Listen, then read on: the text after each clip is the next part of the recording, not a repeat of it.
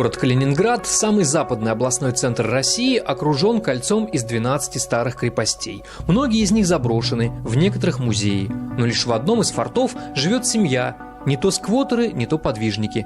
Заселившись туда четверть века назад и не имея никаких прав на этот исторический памятник, они каким-то чудом сумели его сберечь от разрушения и многочисленных притязаний.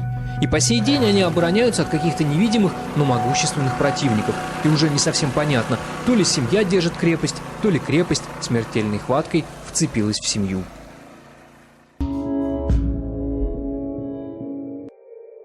Этот форт, если точно не знаешь, где он, просто так не найдешь. Со стороны его совсем не видно, он будто спрятался в густой листве.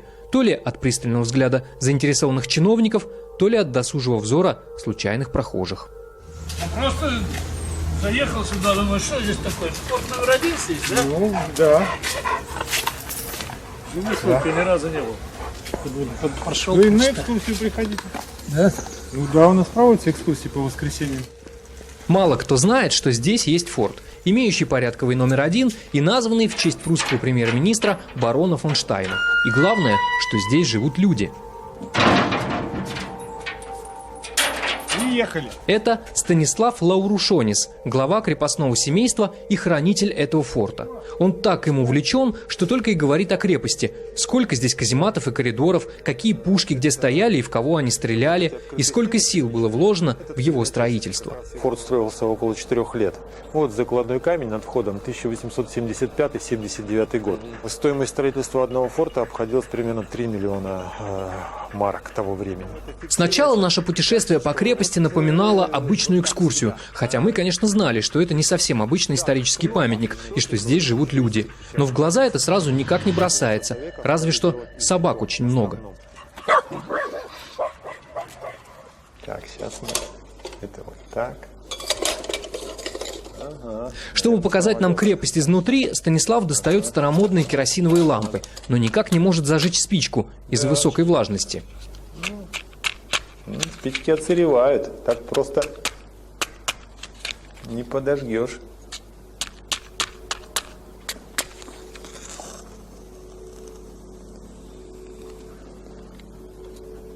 О!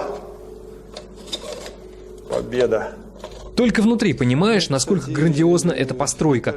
Многослойные кирпичные стены, сводчатые коридоры, уходящие в темноту, и бесконечное количество казематов для людей, лошадей и боеприпасов. Вот лампы, которые необходимы было для того, чтобы здесь был свет, они вот в этих окнах стояли.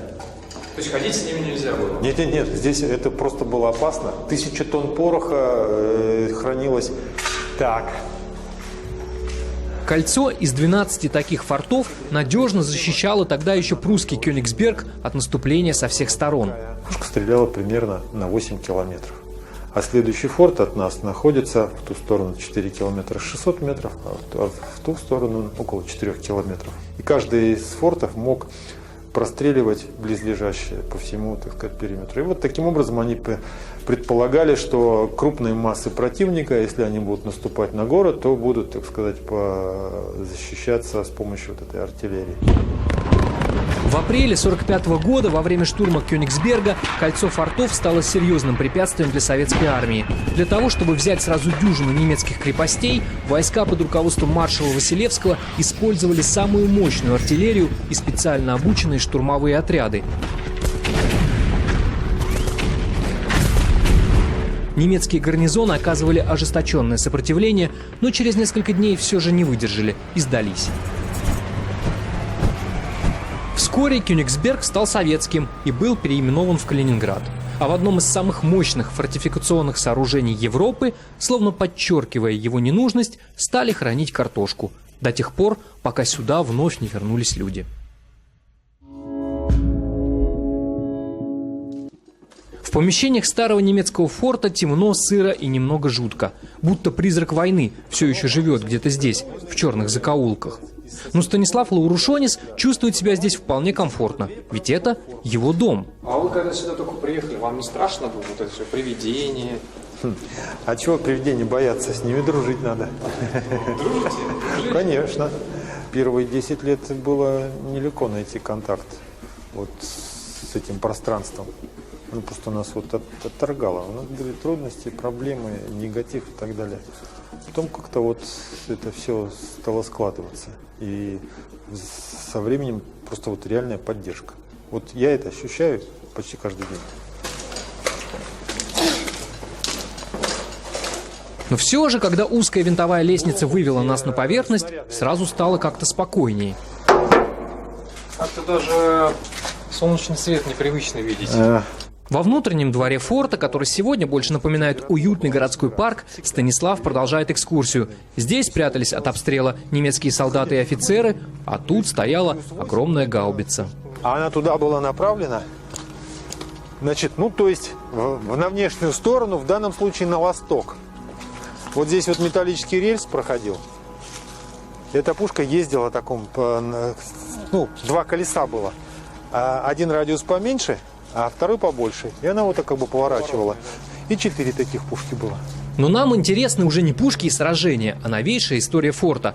То, как здесь появилась семья Лаурушонисов.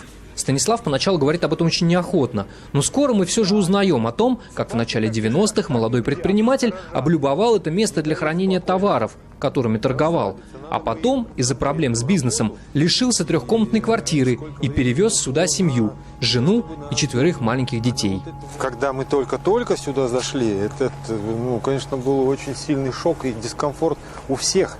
И даже у меня, потому что, ну, мы пришли-то с благоустроенной квартиры трехкомнатной,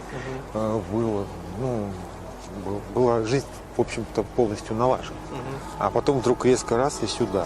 Тогда они думали, что все это временно, пытались, насколько это возможно, благоустроить свой быт, превращая чужую крепость в свой дом.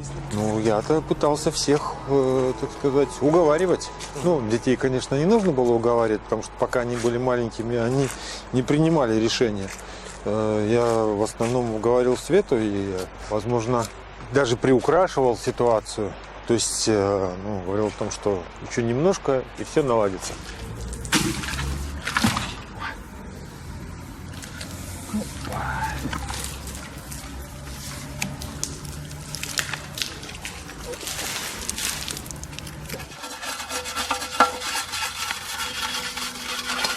Они мечтали, что с помощью властей им удастся сделать из форта музей, и что он станет популярным у местных жителей и туристов. Но для этого надо было ухаживать за старой крепостью и уберечь ее от разрушения и запустения.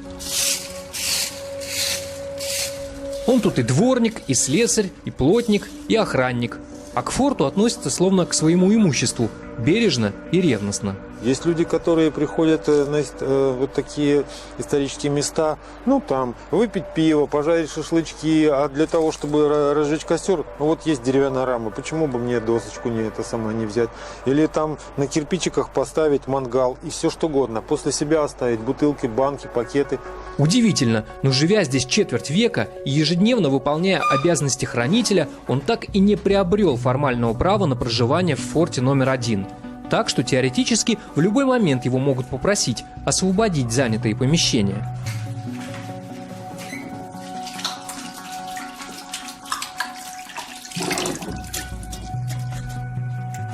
Именно с этой комнаты в жизни Лаурушонисов когда-то давно и начались большие перемены.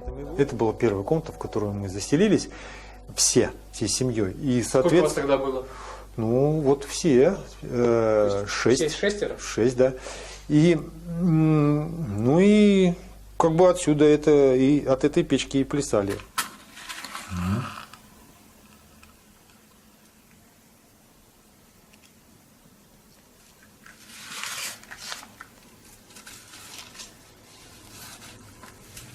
На улице еще светит теплое осеннее солнце, но здесь внутри сыро и зябко. Даже летом приходится топить печь, чтобы согреться и просушить помещение. Это вот недавно я, как сказать, постирали свои вещи, тут рабочие, там куртка, и еще вот как бы не высохла. На самом деле по поводу хранения одежды это серьезная проблема, потому что, ну, все плесенью покрывается. Вот видите, ну вот майка вроде бы как бы белая. А это плесень, да? А она не отстирывается. От сырости здесь портятся книги, ржавеет металл, и даже стены старого форта не выдерживают столь агрессивной среды. Смотрите. Это от сырости, да? называется коррозия раствора.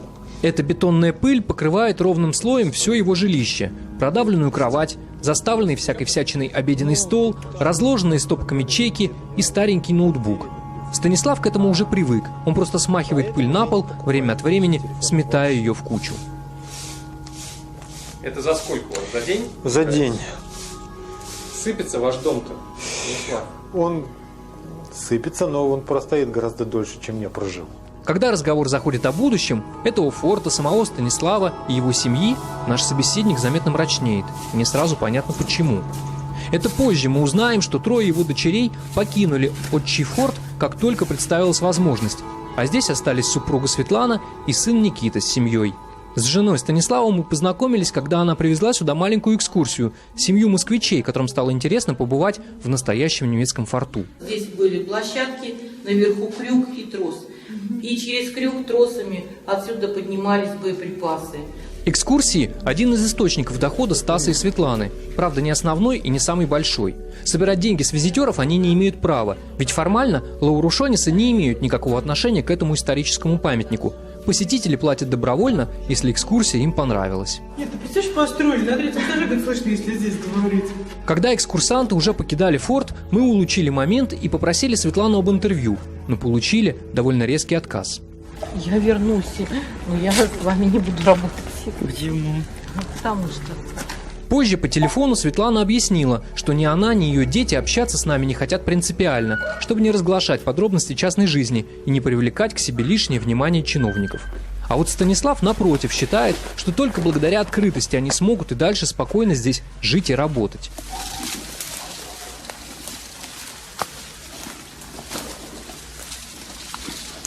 А работы здесь хватает. Территория площадью в 2 гектара постоянно требует ухода.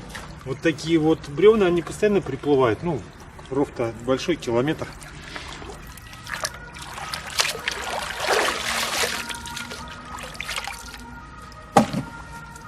После грязной работы он принимает то ли ванну, то ли душ, как это назвать даже непонятно. Но другой возможности привести себя в порядок, кроме как с помощью тазов и ковшиков, здесь все равно нет.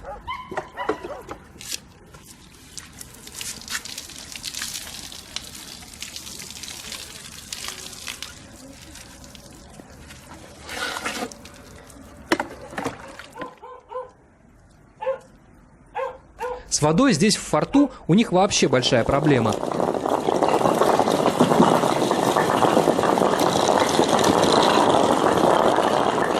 Еще недавно в фортовом колодце было полно чистой питьевой воды, но потом что-то случилось, и ее вдруг не стало.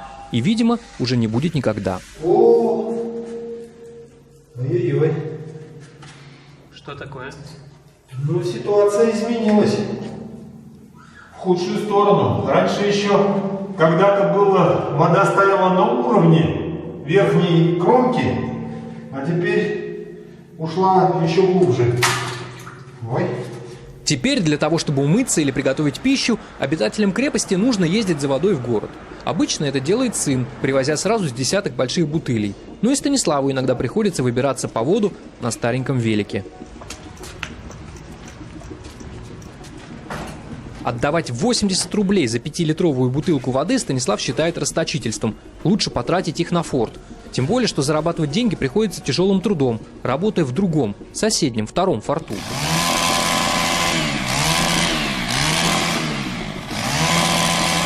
Эту крепость взяли в аренду калининградские бизнесмены и наняли Стаса следить за фортом, пока они раздумывают, что здесь можно устроить. И Лаурушонис, точно так же, как и у себя дома, все делает на совесть.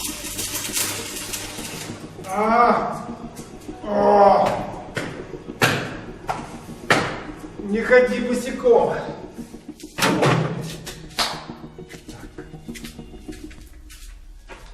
Сделав все необходимое, он запирает ворота форта и садится на велосипед. Между двумя крепостями расстояние около 4 километров, и уже совсем скоро он вернется к себе домой.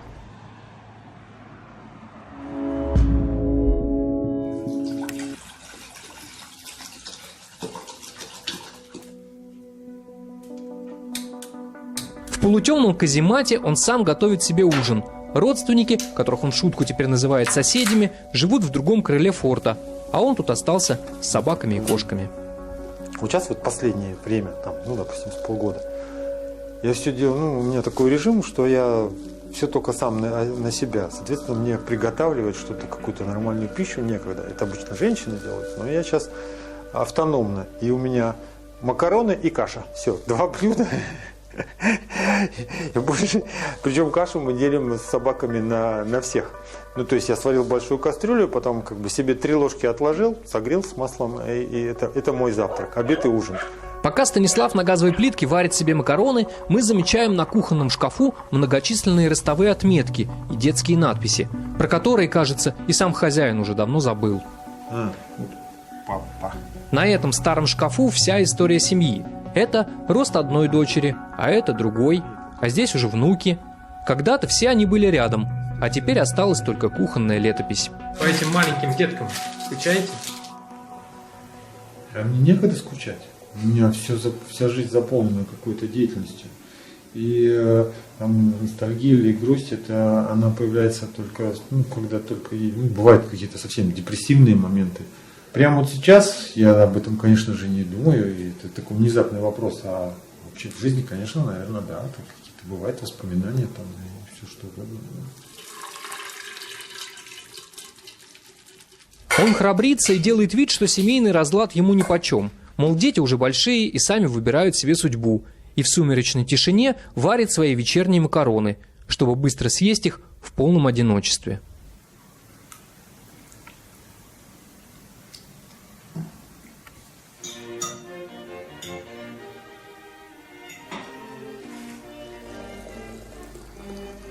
А потом он, по строго заведенному распорядку, сядет у окна своего каземата с компьютером и чашкой зеленого чая, чтобы под любимую музыку посмотреть новости и составить необходимые к завтрашнему дню документы. Так проходит еще один день в цитадели.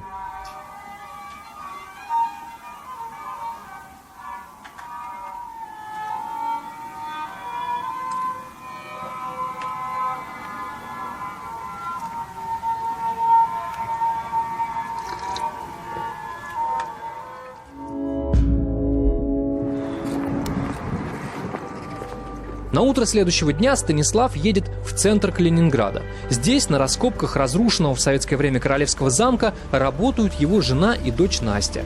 Стасу нужны их подписи для подачи документов в Минюст. Лаурушонисы организовали благотворительный фонд, который позволит им легализовать деятельность в форту и даже, возможно, получать от государства небольшие деньги на его содержание.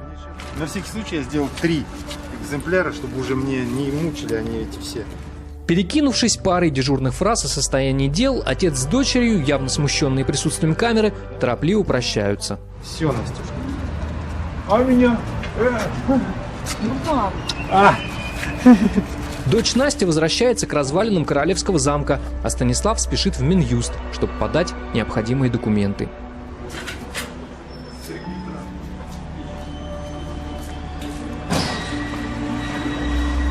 На обратном пути Станислав заезжает в магазин и закупает провизию себе и собакам. Берет ячневую крупу, подешевле, чтобы сэкономить. А еще бананы, сгущенку и печенье, но это уже для нас. Это нам. Это надо взвесить. Обычно он себя сладким не балует. Единственная слабость Стаса – молоко, которого он пьет по 1,5 литра в день. Молочные бутылки и пакеты Станислав не выбрасывает, хранит на всякий случай. Я не знаю, как приспособить эту тару. Я думаю, может быть, ей можно найти какое-то применение. Ну вот, сложил. В соседнем каземате у него тоже стоят бутылки, только это уже музейные ценности, найденные здесь и на городских свалках. Вот медицина. Это не открывалось со Второй мировой войны. Вот там начинка, это вот то, что там есть. Это так оно и осталось. В этой комнате, где теперь хранятся стеклянные раритеты, раньше жила дочь Настя. На стенках сохранились следы первого ремонта, российские газеты с громкими заголовками. 92-й год. Да, дело ГКЧП. Следствие фактически завершено, но вопросы остаются. В соседнем помещении у Лаурушониса хранятся находки из металла. Он мечтает, что когда-нибудь все это станет частью музейной экспозиции. Даже придумал передовую концепцию будущего музея. Сейчас есть такая технология Google Glass.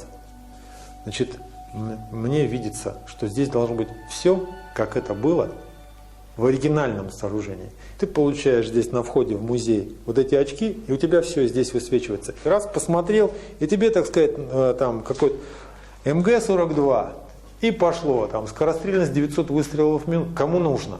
Может быть, кому-то это не нужно, может быть, кому-то нужно вот, а кто такой Штайн? И там, значит, Википедия, полный набор информации. Но его идеи ответственных лиц не интересуют. Все, что видят, приходя сюда чиновники и бизнесмены, это то, как извлечь из форта максимальную прибыль. О, как здорово, красиво. Ну, почему же это не приносит прибыль?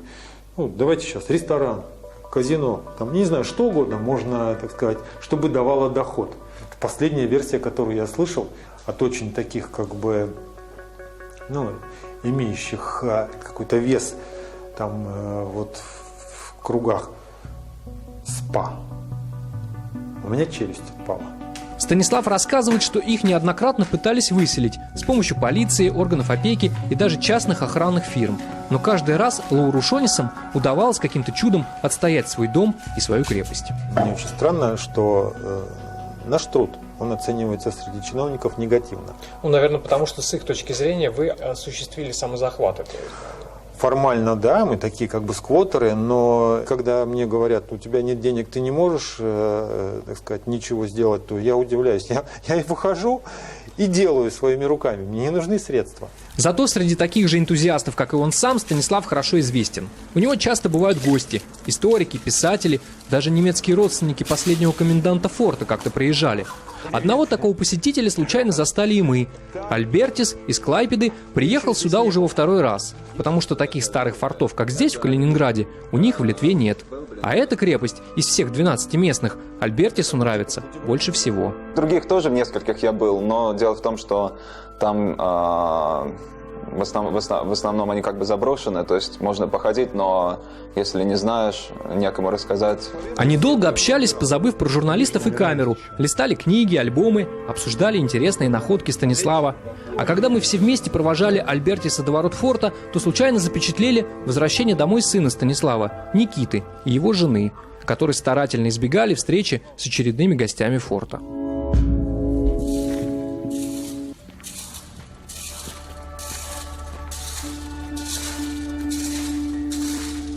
Возможно, Станислав Лаурушонис выполнил свою главную миссию. Он сам, без помощи государства, сберег военный исторический памятник. 25 лет он дарил свою любовь и заботу старому форту, часто забывая о семье, которая стала заложницей этих стен, и теперь предъявляет ему заслуженные претензии. Я же вчера с дочкой поругался. В Москве, которая. Оказывается, они уже там, тетки между собой это все обсудили, что это все неправильно, что не надо показывать, что мы живем как бомжи, и так далее, и так далее. Вот вчера я все услышал. Такого, что я я не догадался даже. Что именно он услышал от старшей дочери, Станислав рассказывать не стал. Но, наверное, это и не так важно. Ведь, по большому счету, все, что у него сейчас осталось, только этот форт. Дело всей его жизни. И, похоже, он готов продолжать его, даже оставшись в полном одиночестве. Вы рассматриваете такую ситуацию, что вы со временем вообще здесь один можете остаться? Да, конечно. Могут быть непреодолимые препятствия. Когда никто из нас не сможет планировать свою жизнь здесь. По разным причинам. Как вариант о том, что только я один здесь останусь, а они уйдут, потому что они не вытерпят. Они захотят жить где-то в другом месте и не испытывать этих всех лишений, трудностей и давления. Это их право. Когда мы уже прощались, Станислав признался, что планировал эти съемки иначе. Он рассчитывал, что это будет очередная видеоэкскурсия, и совсем не думал, что станет так много говорить о себе и о своей семье. Но могло ли быть иначе, если этот худой человек в очках и застиранной рубашке, сам того не желая, стал главной достопримечательностью старого Кёнигсбергского форта номер 1?